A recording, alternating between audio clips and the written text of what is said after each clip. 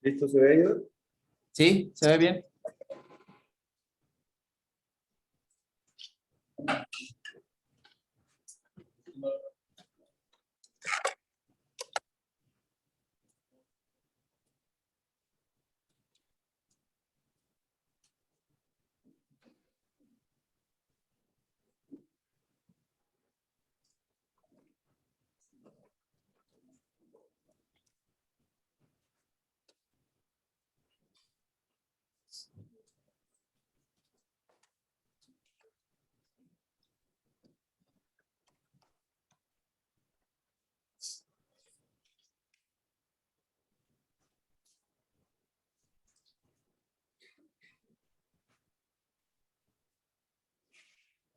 Bien.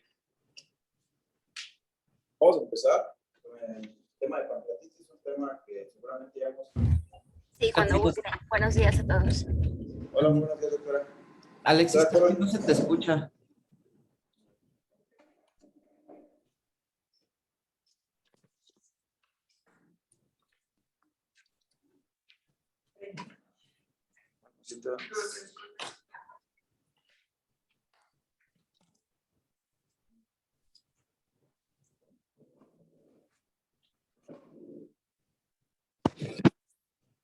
Bueno, vamos a empezar con el tema de pancreatitis, doctora. Adelante, Alexis. Mi nombre es Alex Zambrano, soy residente de segundo año de medicina interna. Y la pancreatitis es un proceso inflamatorio intra y extrapancreático. El páncreas es una glándula con función tanto endocrina como exócrina. La célula principal se denomina acinos. Los acinos tienen una función exócrina y drenan, excretan su producto a través de los conductos pancreáticos para participar principalmente en la digestión. Dentro del páncreas hay otras células en menor proporción que son las células que dan la función endocrina. Este proceso inflamatorio en la pancreatitis está iniciado por la activación de estas enzimas digestivas dentro del páncreas. Las enzimas son para hacer digestión de carbohidratos, lípidos y proteínas. Entonces, de todas estas enzimas, las que principalmente dañan al páncreas cuando producen la pancreatitis son las proteolíticas. En este caso, el principal, el tripsinógeno. Ahorita lo vamos a ver. Entonces, la activación de esas enzimas nos ocasiona una lesión autodigestiva allí in situ en el páncreas. Y todo esto desencadena una reacción de... La incidencia se ha reportado entre 30 a 50 casos por cada año, por cada 100,000 adultos. Pero esta incidencia varía. Bueno, la mayoría se clasifica como leve, y la mortalidad en las que son leve es muy baja, del 1 al 3%, pero considerablemente aumenta su mortalidad en la pancreatitis grave hasta entre un 15 a 35%.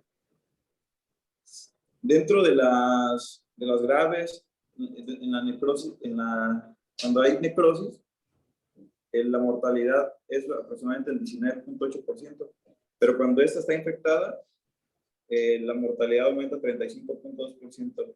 Aquí es para ejemplificar por qué es tan importante clasificarla y saber si hay necrosis o no, si está infectada o no, porque esto nos va a dar el pronóstico. Como ya le dije, una lesión en el acino o en el conducto pancreático hace que las enzimas se activen y provoca toxicidad de manera directa o indirecta. Ahorita vamos a ver unos ejemplos de etiologías y cómo se produce. Pero ya les expliqué cómo funciona el páncreas, más o menos, a grosso modo. Si el conducto pancreático se obstruye, las enzimas digestivas se acumulan dentro del páncreas, entonces ahí se activan. Trastornos metabólicos hacen que el tripsinógeno se active antes allí mismo en el páncreas.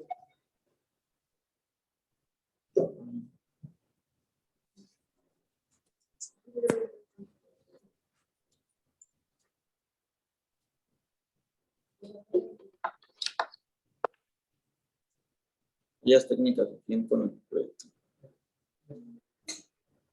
Entonces, se trata de secreción anómala o activación prematura de las enzimas digestivas y lo que lleva a la autodigestión y una reacción inflamatoria aguda. Las causas son litiasis, alcohol, metabólica, fármacos, anatómicas, autoinmunitarias, infecciones, isquemia, neoplasias, traumatismos, entre ellos el principal es el iatrogénico por un procedimiento como lo es la colangiopancreatografía retrógrada endoscópica y pues otros procesos o cirugías abdominales. Entonces, aquí les enlisto algunas características principales. Por ejemplo, la litiasis biliar es la que se detecta como principal causa en el 40%. Es mayor en mujeres y el riesgo de que los litos provoquen pancreatitis aumenta cuando los litos son pequeños, o sea, menores a 5 milímetros y aún más si estos son menores a 3 milímetros, lo que los define como microlitiasis. El barro biliar también es un factor. El alcohol, históricamente se ha visto que está más relacionado en hombres, aunque ahorita está aumentando la proporción de mujeres, es la segunda causa, un 30%. Esto, el riesgo aumenta desde que se consumen 4 o 5 bebidas al día durante más de 5 años, y esto también provoca más hipertensión crónica. Las metabólicas, aquí tenemos dos principales, la hipertrigliceridemia y la hipercalcemia.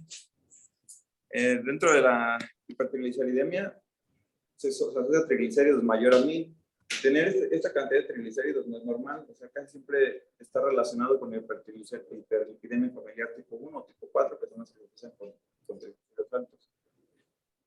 Después, los fármacos, que aunque son una causa rara, menos del 5%, son es basta la lista de fármacos que nos pueden ocasionar pancreatitis. A continuación, hasta les muestro una imagen.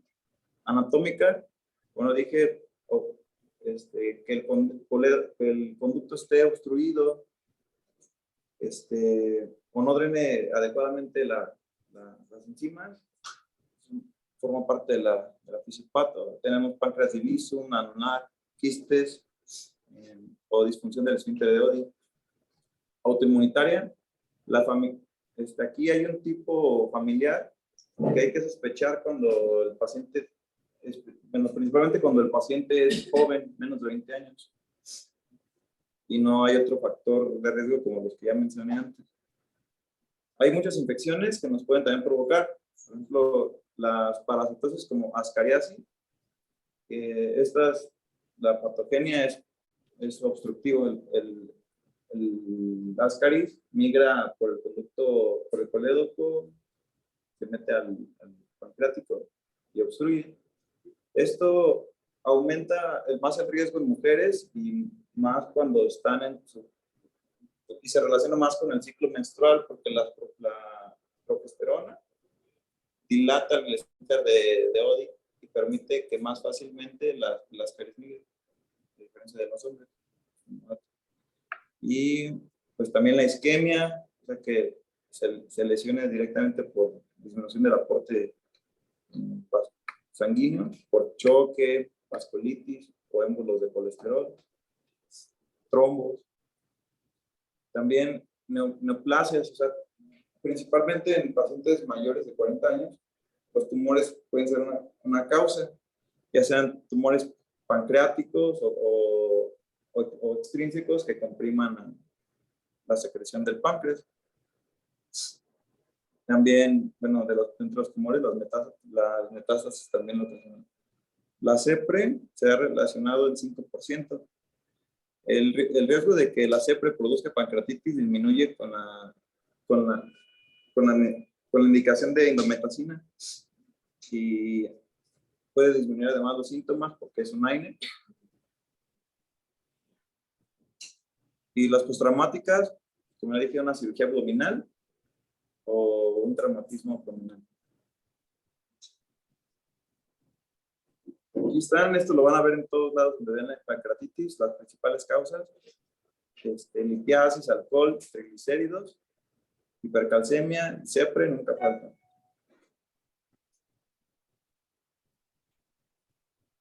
Lo que les mencioné, los medicamentos, la lista es vasta, desde el paracetamol, amiodarona, atoprina, la marihuana, etc. Antibióticos, medicamentos que usan mucho cardio, metoprodol. Y bueno, ya les hablé en general sobre qué es la pancreatitis, cuáles son las principales causas. Ahora vamos a enfocarnos en cosas que nos van a ser más útiles, como por ejemplo lo que les mencionaba de cuando una pancreatitis es necrotizante, que nos impacta directamente en la mortalidad, o no lo es. La mayoría, como les dije, es leve, y la leve se asocia a que solo hay acumulación de líquido por inflamación, y histológicamente se denomina pancreatitis edematosa intersticial. Esta es inflamación y edema del parénquima pancreático y los tejidos peripancreáticos. La necrotizante se ha encontrado solo en 5 y máximo hasta en el 10%. Hay otras complicaciones locales que pueden incluir disfunción gástrica, trombosis de la vena esplénica o porta y necrosis colónica. Pero bueno, lo importante de ser positiva es que histológicamente se clasifica en edematosa, intersticial y necrotizante.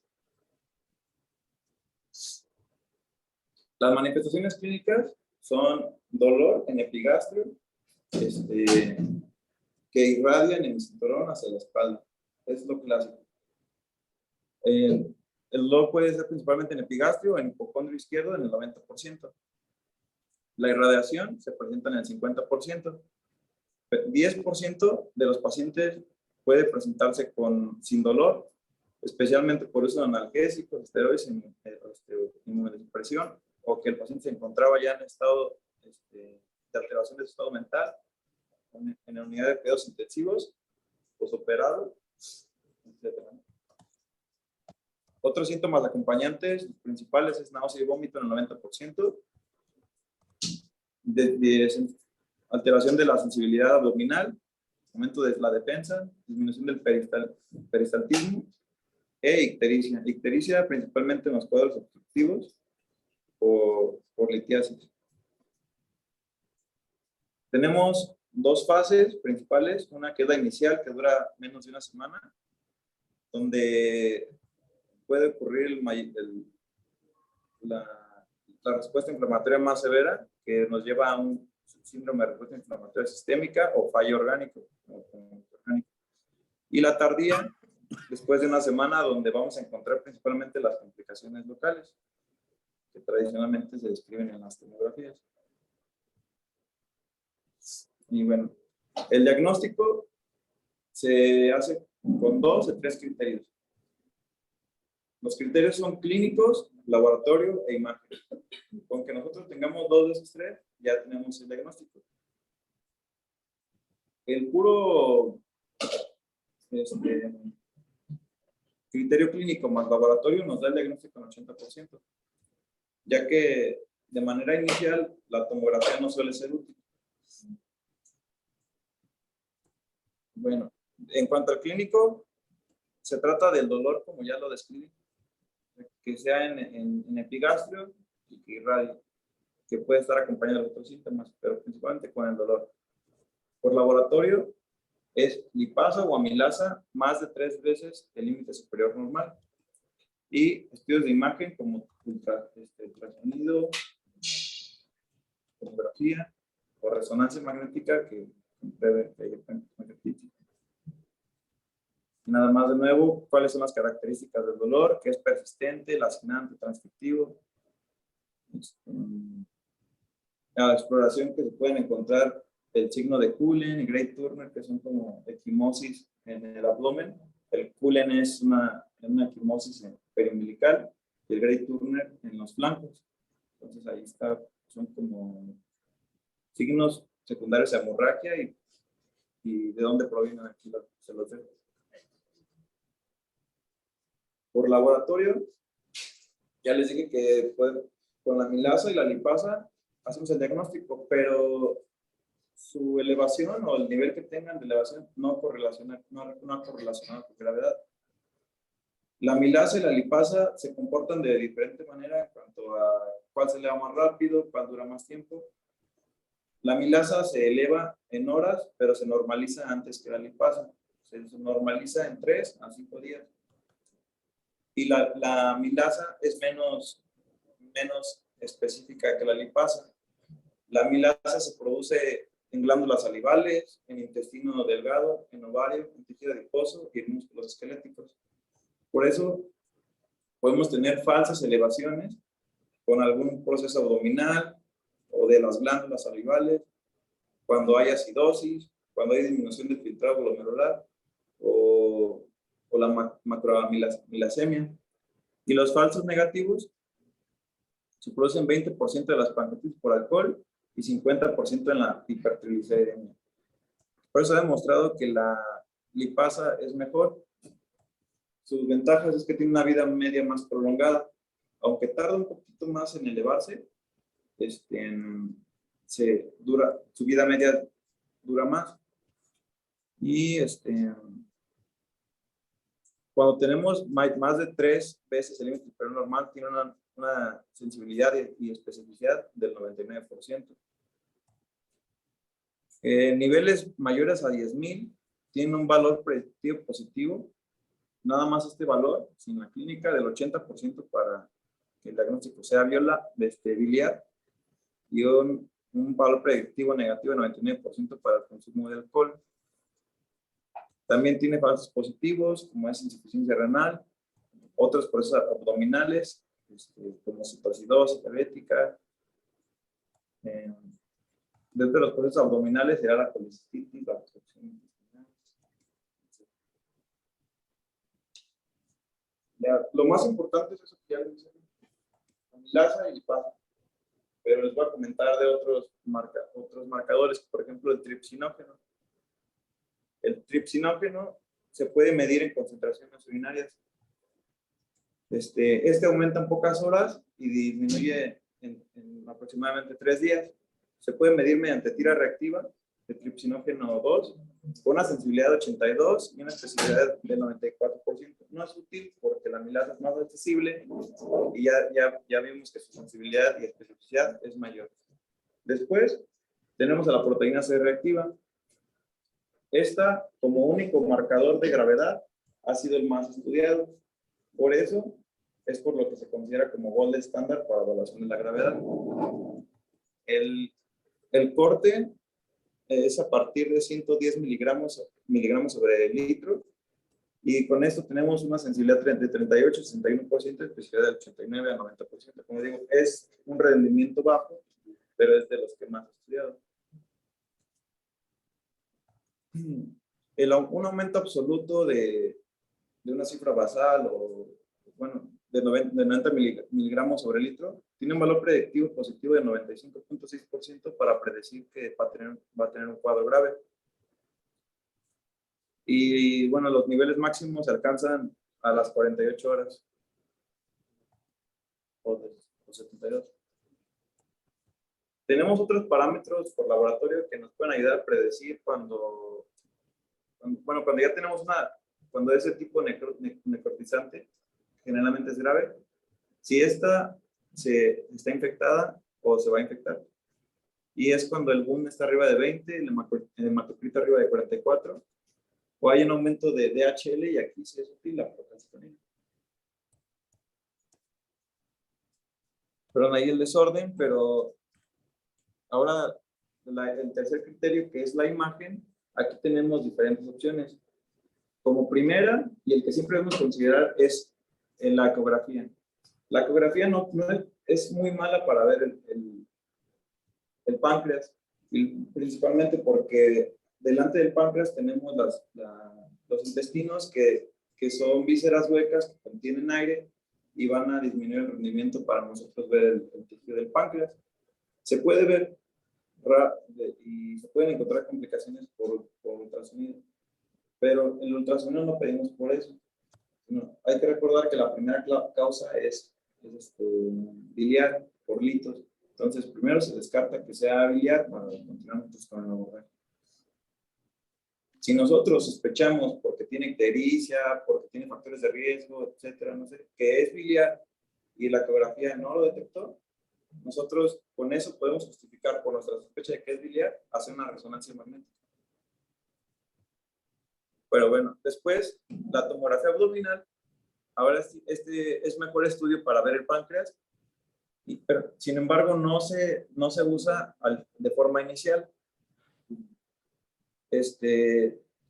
Cuando se solicita una tomografía debe de ser 48 o después de 72 horas en caso de que el paciente persista con dolor o haya un deterioro clínico. ¿Sale? Para observar complicaciones locales tempranas, por ejemplo. O si el diagnóstico es dudoso, podemos encontrar en fases iniciales el edema pancreático, el pancreático. Pero como ya recordemos que les dije que había dos fases.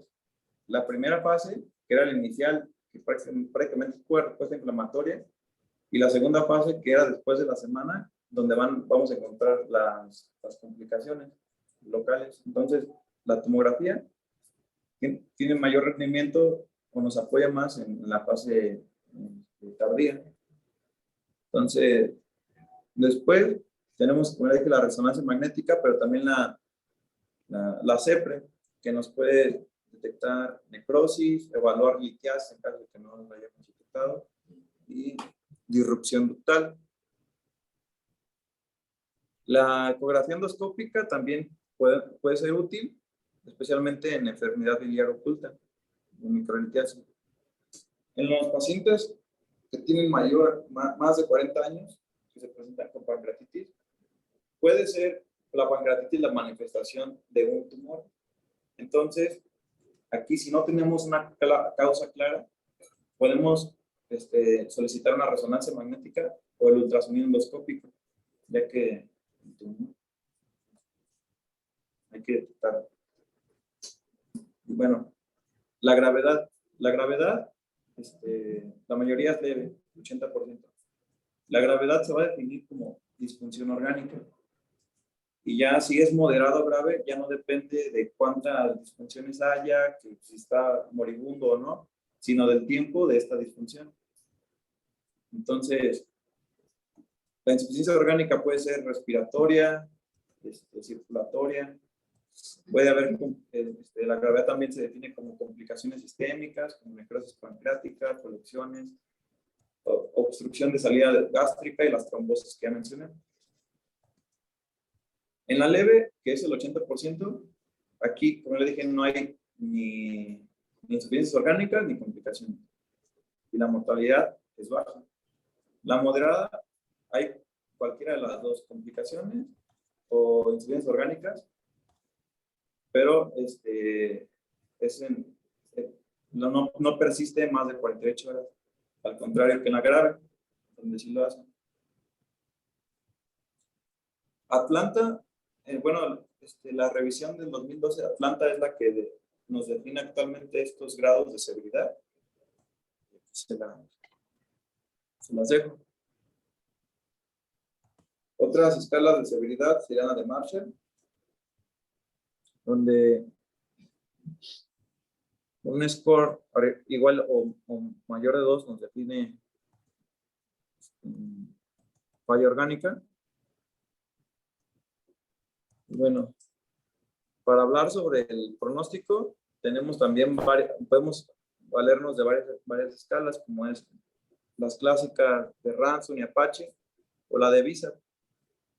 Estas tres son válidas, pero Ranson y Apache no las podemos evaluar de manera inicial, solo a partir de las 48 horas. VISAP, a diferencia de las otras, se puede evaluar de manera inicial, y su rendimiento no es menor, entonces es de las más recomendadas actualmente.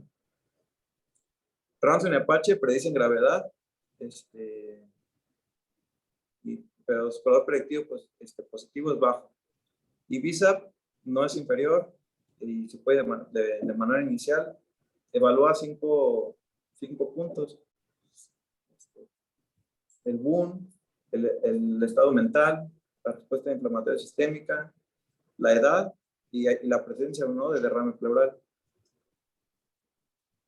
Una puntuación igual o mayor a 3 predice riesgo de insuficiencia orgánica y aumento de mortalidad. Y por tomografía, la presencia de colecciones líquidas o necrosis también predicen mortalidad.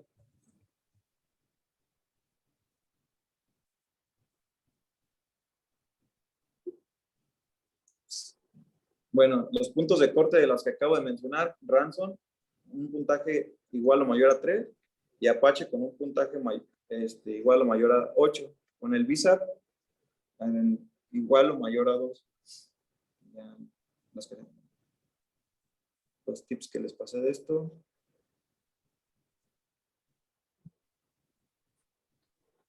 La otra que le mencioné era la de imagen, en caso de encontrar colecciones líquidas o necrosis pancreática. Aquí los criterios de Baltasar, que nos dan un puntaje en base a los hallazgos, con base en los hallazgos encontrados, nos da una escala de severidad, que es la suma de los puntos por los criterios de Baltasar. Ahí va a haber personas que a lo mejor después les preguntan, ¿es lo mismo los criterios de Baltasar que la escala de severidad de Baltasar? No. O sea, los criterios de Baltasar es el puntaje que dan la modelo de imagen, y con base en esos puntos ya después sale la escala de severidad. Entonces, aquí lo ponemos como severidad bajo, medio o alto. Y ya, ¿hasta el momento alguna duda? ¿No? Bueno, vamos a iniciar con el tratamiento. El tratamiento, pues tiene los pilares son la hidratación, la nutrición temprana, la analgesia, ¿vale? Pero vamos a detallar un poquito acerca de esto. Aquí hay un poco de desorden, me faltó ordenarlo, pero es que las diferentes guías nos proponen su manera de dar líquidos. Aquí les voy a mostrar las que tienen evidencia y pero en general todos están de acuerdo que de forma inicial se debe de dar agresivamente líquidos. Y este aporte intenso debe ser desde una hora hasta las primeras 24 horas. Incluso si la pancreatitis es leve. Aquí los líquidos es igual. Inicialmente se puede iniciar con 20 mililitros por kilo y después bajarlo a 3 mililitros por kilo por hora. El objetivo es disminuir BUN, hematocrito, en las primeras 12 a 24 horas, pero hay que vigilar la diuresis. El Ringer lactato se ha demostrado que tiene un efecto inflamatorio, todavía continúa también en estudio, pero parece ser que es superior a la solución salina, porque este efecto inflamatorio disminuye la respuesta inflamatoria sistémica, pero se debe de evitar si hay aumento de calcio. Por ahí he encontrado, por ejemplo, otras prescripciones que es, por ejemplo, dar 250 a 500 mililitros por hora y revalorar a las 6 horas con el hematocrito, con el hematocrito, el BUN, y ya. ¿Qué más? Y otra prescripción que es la que más con la que más estoy de acuerdo es dar 5 a 10 mililitros por kilo por hora, porque aquí nosotros vamos a saber cuándo detenerla o cuándo disminuir la infusión, y es hasta que cumplamos uno o más de los siguientes objetivos de la reanimación. La frecuencia cardíaca menor a 120, una presión arterial media de entre 65 y 85, tener un gasto urinario mayor a 0.5, y el hematocrito, esto es lo más importante, yo me basaría en ello, entre 35 y 44%. Ya les dije, el Ringer lactato es superior, pero en hipercalcemia podemos utilizar solución salina. Encontré que si tenemos albúmina menor a 2 gramos y hematocrito menor a 25, podemos considerar una solución coloide. O sea, podemos hacer un preparado de una solución isotónica con albúmina. Pero además, si tenemos un hematocrito menor a 25%, considerar o debemos de administrar concentrados eritrocitarios. ¿Hasta aquí alguna duda? El exceso de fluidos, o sea, no estar vigilando a nuestro paciente, aunque debemos ser agresivos, no vigilarlo, y no detener o disminuir la infusión, nos va a llevar a mayor riesgo de síndrome compartimental abdominal, sepsis, que el paciente necesite intubación y muerte. ¿Está bien? Después, la nutrición. La nutrición se ha demostrado que entre más pronto, mejor. Y que la nutrición enteral es mejor que parenteral o de cualquier otra forma. Se sugiere la alimentación temprana. Temprana es que no supere las 72 horas. Cuando es leve, desde el momento en que llega el paciente se puede alimentar, siempre y cuando no haya náusea, vómito ni huya. Y la dieta baja en residuos, baja en grasas, es tan segura como una dieta líquida y esta se asocia con una hospitalización más breve. Entonces no es necesario hacerle como los cirujanos, una dieta progresiva, que sea líquidos, blanda, sólida. Nosotros podemos dar una dieta normal, nada más baja en grasas desde el principio. Cuando es grave, la nutrición enteral temprana podemos irnos 48 a 72 horas todavía. Y como ya lo dije, se prefiere la enteral sobre la NPT, porque la NPT se asocia con complicaciones infecciosas, falla orgánica, intervenciones quirúrgicas y aumenta su mortalidad. ¿Por qué es tan importante dar la nutrición de forma temprana? Porque la pancreatitis nos da una respuesta inflamatoria intensa que nos pone a nuestro paciente en un estado catabólico que va a requerir más calorías y aporte nutricional. Entonces, y además,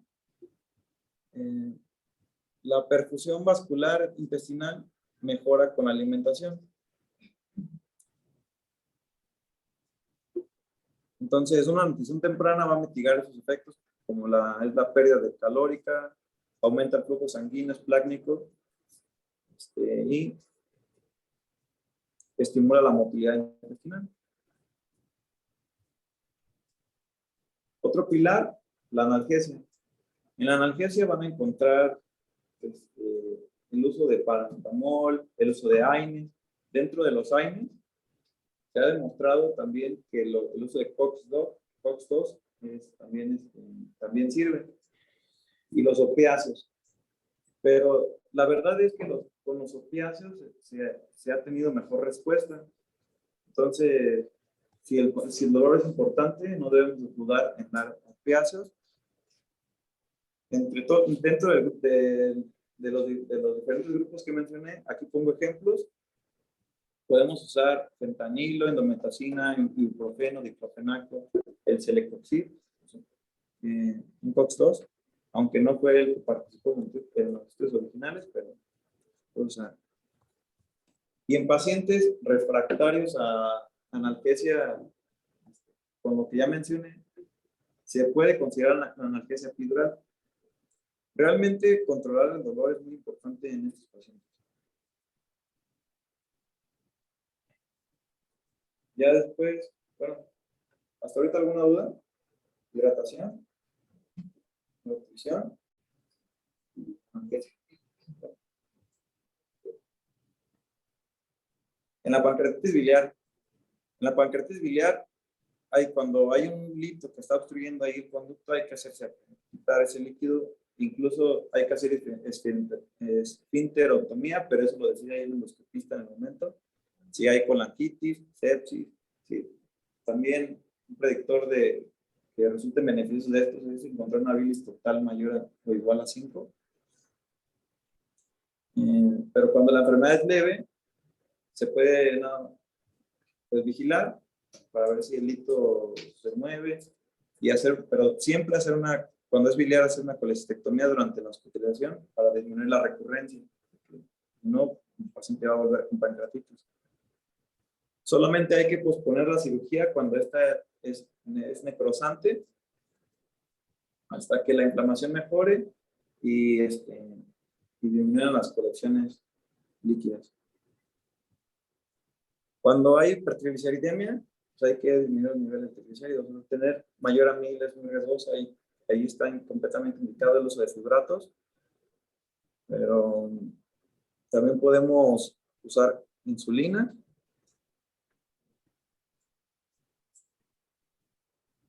Los antibióticos no son un pilar. Los antibióticos no están indicados en pancreatitis y solo se usan cuando sospechamos de infección o cuando la infección está confirmada.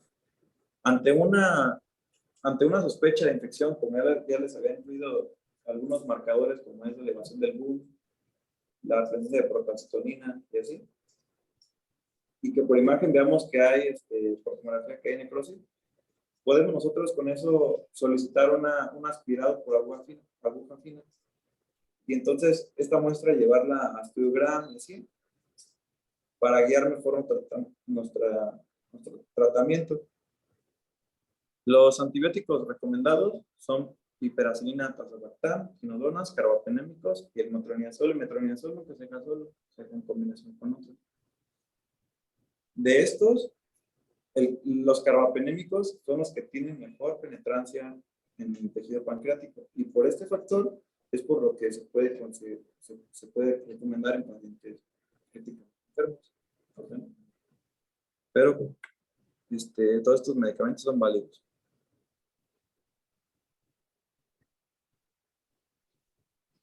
Muy bien, otra vez, colecistectomía en biliar dentro de 24 a 48 horas y es leve.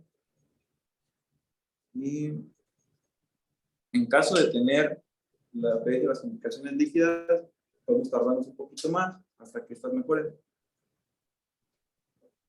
Cuando es pseudoquiste, hay que esperar hasta que se resuelva. Pero si no resuelve en el tiempo esperado, lleva más de un mes y no ha resuelto el pseudoquiste, podemos operarlo también.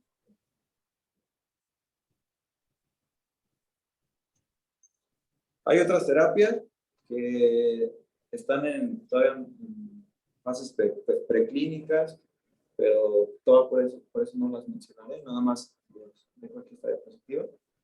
El uso de tocilizumab, orlistat, toxipilina y todo eso no ha demostrado.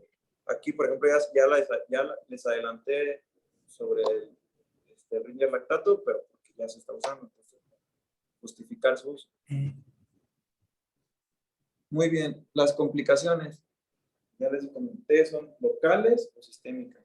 Sistémicas, síndrome de distrés respiratorio, síndrome compartimental abdominal, insuficiencia renal, hemorragia digestiva, coagulación intravascular y seminal. En resumen, cualquier falla orgánica. Metabólicas, podemos encontrar asociación con hipocalcemia, hiperglucemia e hipertrigliceridemia, aunque los triglicéridos no sean la causa. Las colecciones líquidas son el acúmulo de líquido. Las colecciones líquidas son muy frecuentes. En la pancreatitis, ya les dije, hay fuga de líquido pancreático. Y en 1 o 2 semanas, a una semana ya por lo general es cuando se forman los pseudoquistes, o sea, se encapsulan, ese líquido se encapsula. Y el pseudoquiste se cuenta máximo alrededor de 4 semanas después del episodio inicial, pero no presta tratamiento. Solo hay que, si hay síntomas, repetir endoscopía para ver si requiere drenaje percutáneo o abrir y drenarlo quirúrgicamente.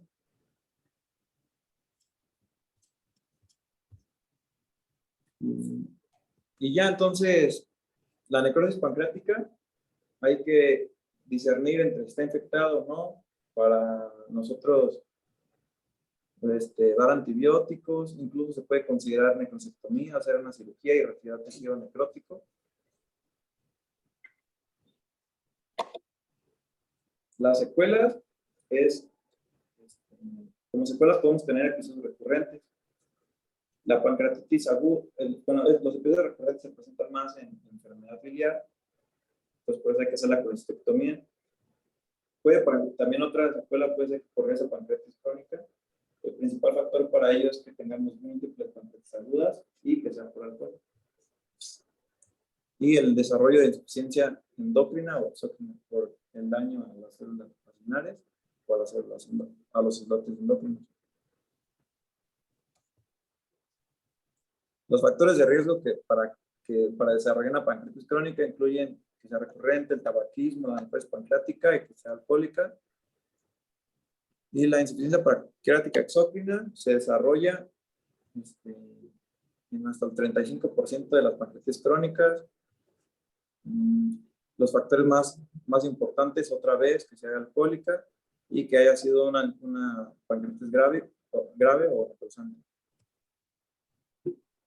Aquí el tratamiento ya se da de la pancreatitis crónica con reposición de enzimas pancreáticas y con tener en cuenta el tipo de diabetes tipo 3 o diabetes pancreatogénica que va a requerir este suplemento de insulina porque la secreción aquí está insuficiente. Algunos esquemas que solo describí algunos que tengan dudas, pero aquí más o menos estamos tiempos. En la primera imagen de la superior lo divide en fases, fase 1, fase 2, todas las intervenciones que podemos hacer en cada una de ellas. Y la otra toma descriptiva, pero también con base en el tiempo, cómo se presentan las complicaciones. Con eso termino. Aquí ya les mencioné las diferencias entre Apache, Ramson y VISAP. Pueden usar cualquiera, pero VISAP de forma inicial. Y ya. ¿Listo, doctora? Sí, Alexis, muchas gracias. ¿Alguien tiene alguna pregunta, algún comentario?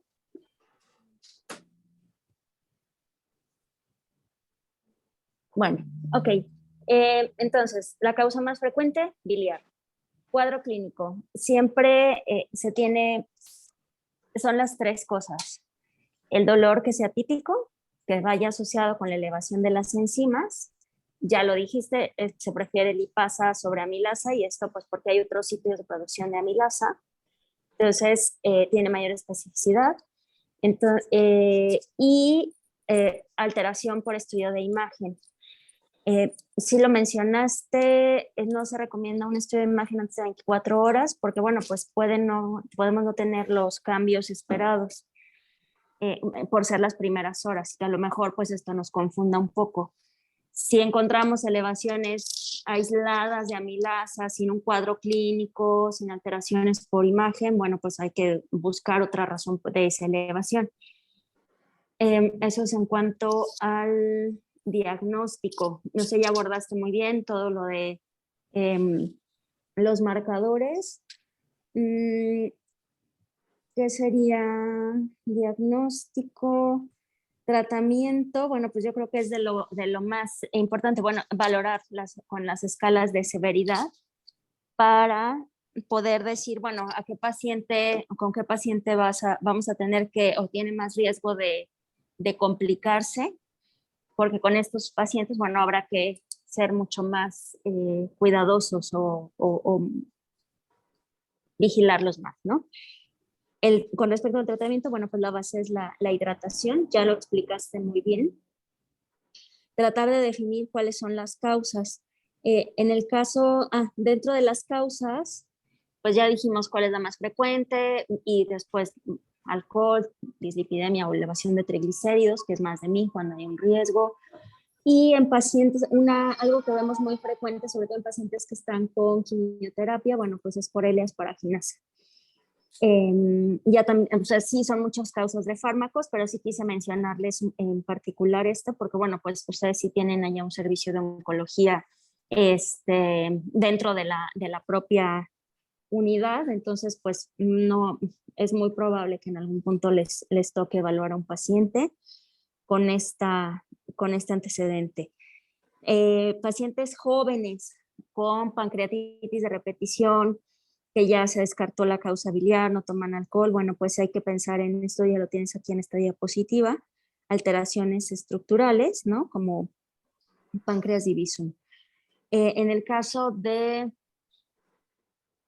establecer las escalas de severidad, sobre todo para valorar también qué pacientes se benefician de ir a la unidad de cuidados intensivos y qué pacientes vamos a dejar en piso. Tratamiento, ya dijimos, la hidratación, la base, el control del dolor es muy importante. No utilizamos tanto los AINES, más bien utilizamos los opiáceos, tramadol o incluso si es necesario, pues buprenorfina, porque pues el dolor puede ser tan intenso que ocasione que el paciente pues también se ponga taquicardia, o sea, es un dolor realmente importante, entonces hay que tener bien controlado eso. Dijiste muy bien también lo de el uso de los antimicrobianos, porque a veces de inicio pues vamos a tener una reacción inflamatoria muy importante que nos puede dar leucocitosis, que puede haber fiebre, y entonces esto pues siempre, ¿no? Va a haber la tentación, yo diría, de no, ya hay que ponerle algo de antibiótico. Sin embargo, bueno, hay que tratar de orientarnos si tenemos a la mano procalcitonina u otros parámetros con la finalidad de definir si hay realmente un proceso infeccioso porque nos justifique dar los antibióticos, y si no, bueno, pues tratar de no hacerlo, siempre y cuando pues no tengamos evidencia de un proceso infeccioso. ¿Qué otra cosa? Bueno, ya hablando de complicaciones, los pseudoquistes, pues hay que esperar, hay que dar tiempo a que hagan esta pared para que sea más sencillo de drenar.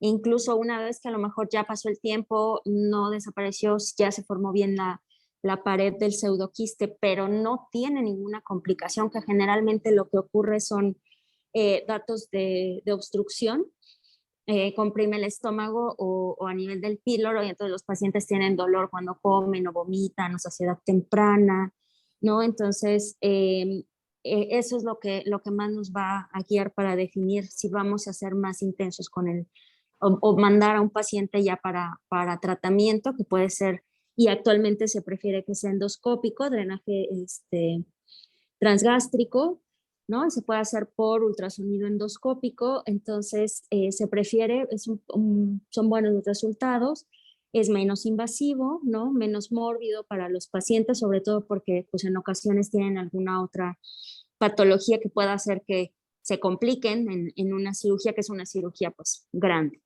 ¿Qué otra cosa? ¿Alguna otra consideración? Pero bueno, yo creo que se abarcó, lo abarcaste muy bien, ¿no? Todo lo que necesitamos saber de pancreatitis. Hola. Oiga, ¿cómo podemos definir cuándo un paciente puede iniciar la vía oral? Generalmente, bueno, sí es la peristalsis, ¿no? Pero el dolor. Generalmente, o sea, tenemos que estar vigilando si hay peristalsis o no, pero porque a veces pueden hacer hilio estos pacientes. Y bueno, pues si tiene peristalsis, esa es una, pero si continúa con dolor no se recomienda. Ahí depende, leve, grave. En leve, de inmediato, en cuanto ya no haya náusea, vómito. Cuando tenga dolor, apenas se calma un poquito, dale comida. Y en la grave, entre 48 y 72 horas. Pero también hay que quitar dolor y quitar náusea. Sí. ¿Sí, verdad, doctora? Sí.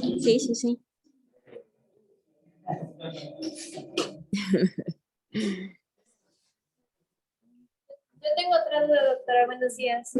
Hola, ¿qué tal? Buenos días. Dime, Mari, ¿verdad? No. No, Sí, Mari. soy Saraí. No. Perdón, Saraí. No se preocupe. ¿La pancreatitis aguda predispone para cáncer pancreático o no están asociados? No. Creo que hubo algo que mencionó Alexis al inicio, en donde dijo que en pacientes que sean mayores y que a lo mejor pudieran presentarse, no que predisponga a cáncer, pero también es importante que, bueno, cuadros de repetición pudieran ser una causa de pancreatitis crónica y ahí, bueno, sí ya cuando hay pancreatitis crónica hay necesidad de estar haciendo tamizaje porque ellos sí tienen un riesgo de hacer cáncer de páncreas. Muchas gracias. Bueno, Buenos días, doctora. Otra duda. ¿Cuál es la recomendación actual del uso de sonda nasogástrica? el uso de sonda nasogástrica.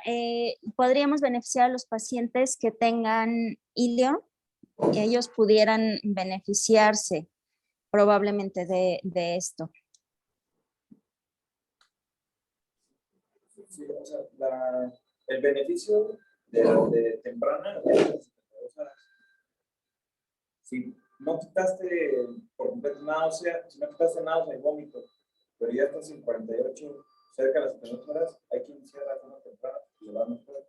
Ahí pones sano. O sea, cuando no tolera de oral, tú quieres mejorar su pronóstico, lo inicias temprano. Entonces, antes de 72 horas, y va a tener náusea.